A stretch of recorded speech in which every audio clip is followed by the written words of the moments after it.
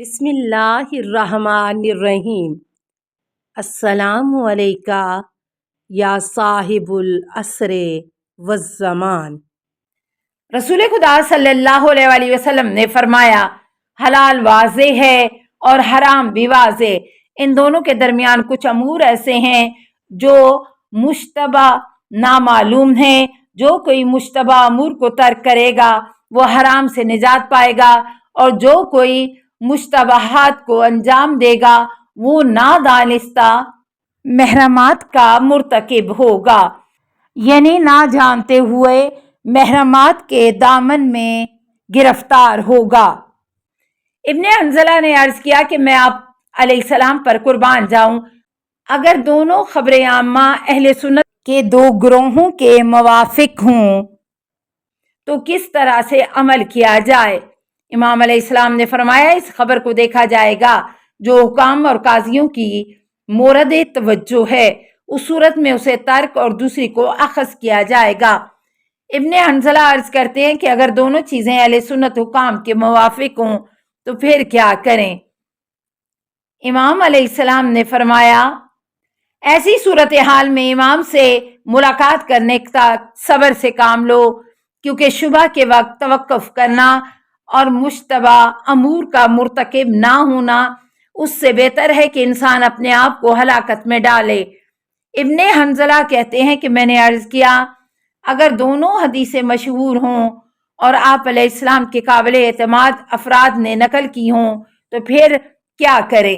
امام علیہ السلام نے فرمایا، توجہ کی جائے کہ جو قرآن و سنت کے مطابق اور عامہ اہل سنت کے مخالف ہو اسے اخذ کیا جائے، اور جو قرآن و سنت کے مخالف ہو اور عامہ کے موافق ہو اسے ترک کیا جائے۔ ابن حنظلہ کہتے ہیں، میں نے عرض کیا کہ میں آپ پر قربان جاؤں اگر دونوں فقہا نے حکم کو قرآن و سنت سے حاصل کیا ہو لیکن ان میں سے ایک عامہ کے مخالف ہو، موافق ہو، اور دوسری مخالف ہو تو پھر کس پر عمل کیا جائے؟ امام علیہ السلام نے فرمایا، جو عامہ اہل سنت کے مخالف ہو، کیونکہ اس پر عمل کرنے میں رشد و ہدایت ہے۔ امام جعفر علیہ السلام سے عقل کے بارے میں سوالات۔ عقل کیا ہے؟ کسی شخص نے حضرت امام جعفر صادق علیہ السلام سے سوال کیا، مولا عقل کیا ہے؟ امام علیہ السلام نے فرمایا، وہ عقل ایسی قوت ہے جس کے ذریعے سے خدا کی عبادت ہو اور بہشت حاصل کیا جائے۔ ایک شخص نے حضرت امام جعفر صادق علیہ السلام سے سوال کیا، عقل کیا ہے؟ حضرت نے فرمایا، وہ عقل ایسی چیز ہے کہ جس کے ذریعے خدا کی عبادت ہوتی ہے اور بہشت کسب کیا جاتا ہے۔ وہ شخص کہتا ہے، میں نے پوچھا، پس جو کچھ امیر شام کے پاس تھا وہ کیا تھا؟ امام علیہ السلام نے فرمایا، وہ مکاری ہے، وہ بدکاری ہے، وہ عقل کے مشابہ ہے لیکن عقل نہیں ہے۔ اصول کافی جلد 1 صفحہ 1 حدیث 3۔ خدا کے وجود، وحدانیت، اسماء اور صفات کے بارے میں سوالات۔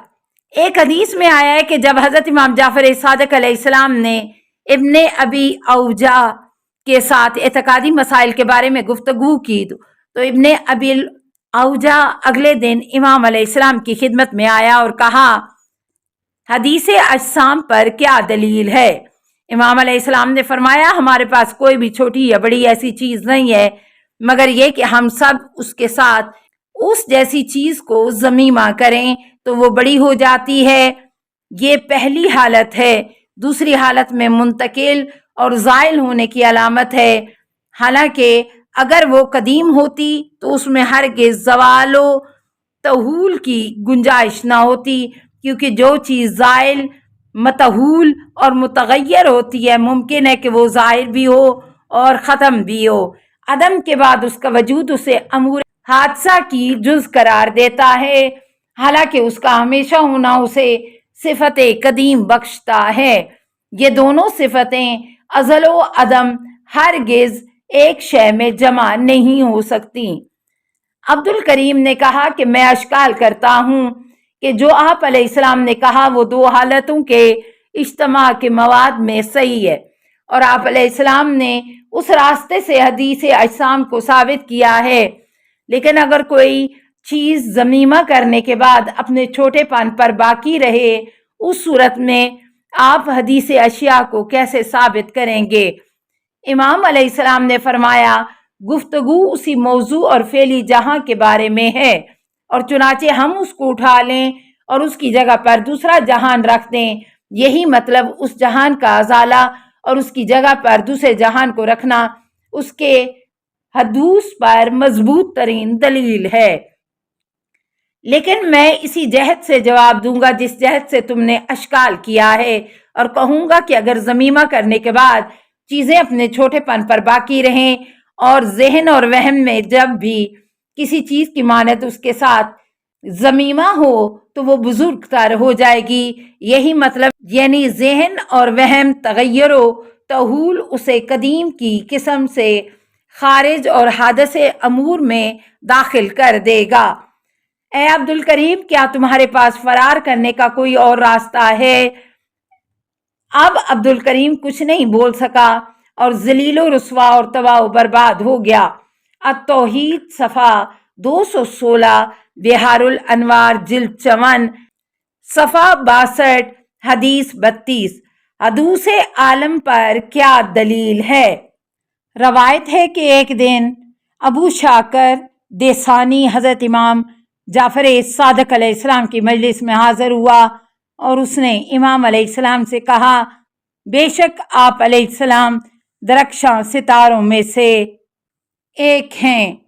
آپ علیہ السلام کے آباء و اجداد چمکتے ہوئے چاند اور آپ کی مائیں با کمال مخدرات تھیں۔ آپ علیہ السلام کا عنصر گرامی ترین عناصر میں سے ہے، اور جس طرح علماء کا ذکر ہو آپ کی طرف اشارہ کیا جاتا ہے۔ اے ٹھاٹھے مارتے ہوئے سمندر، ہمیں بتائیں کہ حدوث عالم پر کیا دلیل ہے؟ امام علیہ السلام نے فرمایا، قریب ترین دلائل یہی ہیں جو آپ کے لیے بیان کروں گا۔ امام علیہ السلام نے اس کے بعد انڈا طلب کیا، اسے اپنی دونوں ہتھیلیوں کے درمیان رکھا اور فرمایا، یہ ہر طرف سے بند ہے کہ اس کے اندر سفید رنگ کا ایک باریک سا پردہ ہے، یعنی ایسا پردہ کہ جو انڈے کے چھلکے اور زردی و سفیدی کے درمیان ہوتا ہے، کہ اس کے سیال چاندی اور پگھلے ہوئے سونے کی مانند کسی چیز کو اپنے اندر لپیٹا ہوا ہے۔ کیا تمہیں اس بارے میں کوئی شک ہے؟ ابو شاکر نے کہا کہ مجھے اس میں کوئی شک نہیں۔ امام علیہ السلام نے فرمایا، ایک عرصے کے بعد یہ ٹوٹے گا اور اس کے اندر سے مور کی مانند شکل و شمائل کا ایک موجود باہر آئے گا۔ کیا جس چیز کو تم جانتے ہو اس کے علاوہ کوئی اور چیز میں داخل ہوئی ہے؟ ابو شاکر نے کہا، نہیں۔ امام علیہ السلام نے فرمایا، یہ ہے حدوث عالم پر دلیل۔ ابو شاکر نے کہا کہ اے ابو عبداللہ، آپ علیہ السلام نے بہت اچھی دلیل قائم کی ہے اور بیان فرمائی ہے، اور کتنی مختلف اور مفید بیان فرمائی ہے، لیکن آپ علیہ السلام جانتے ہیں کہ ہم صرف اسی چیز کو قبول کرتے ہیں جسے آنکھ سے دیکھیں، اپنے کانوں سے سنیں، یا اسے اپنی زبان سے چکھیں، یا اپنی ناک سے سونگیں، یا اسے اپنے بدن سے لمس کریں۔ امام علیہ السلام نے فرمایا، آپ نے حواس پنجگانہ کا نام لیا ہے، حالانکہ وہ عقلی دلیل کے بغیر مطالب اور حقائق کو استنباط کرنے میں مفید نہیں ہے، جیسا کہ ظلمت اور تاریکی کو چراغ کے بغیر پیچھے نہیں کیا جا سکتا۔ امام علیہ السلام کی مراد یہ تھی کہ حواس عقل کی مدد کے بغیر غائب اور مخفی مسائل کی شناخت میں انسان کی رہنمائی نہیں کرتے، اور جو صورتوں اور تصویروں کے حدوث سے معقول طور پر دیکھا جاتا ہے وہ شناخت محسوس کی بنیاد پر ہے۔ بحار الانوار جلد 10، صفحہ 21، حدیث 12۔ خالق کے بارے میں کچھ سوال و جواب۔ حشام بن حکم کہتے ہیں کہ مصر میں ایک زندیقی رہتا ہے، اس تک حضرت امام جعفر صادق علیہ السلام کی گفتگو پہنچی۔ وہ مدینہ میں آیا تاکہ آن حضرت سے مباحثہ کرے۔ اس کی وہاں پر حضرت علیہ السلام سے ملاقات نہ ہوئی۔ اسے بتایا گیا کہ وہ مکہ تشریف لے گئے ہیں۔ وہ وہاں پر آیا، ہم حضرت امام جعفر صادق علیہ السلام کے ہمراہ طواف میں مشغول تھے کہ وہ ہمارے پاس آیا۔ اس کا نام عبد الملک اور کنیت ابو عبداللہ تھی۔ اس نے دوران طواف اپنا کاندھا حضرت امام جعفر صادق علیہ السلام کے کاندھے سے ٹکرایا۔ امام جعفر صادق علیہ السلام نے اس سے پوچھا، تمہارا نام کیا ہے؟ اس نے کہا عبد الملک۔ امام علیہ السلام نے فرمایا، تمہاری کنیت کیا ہے؟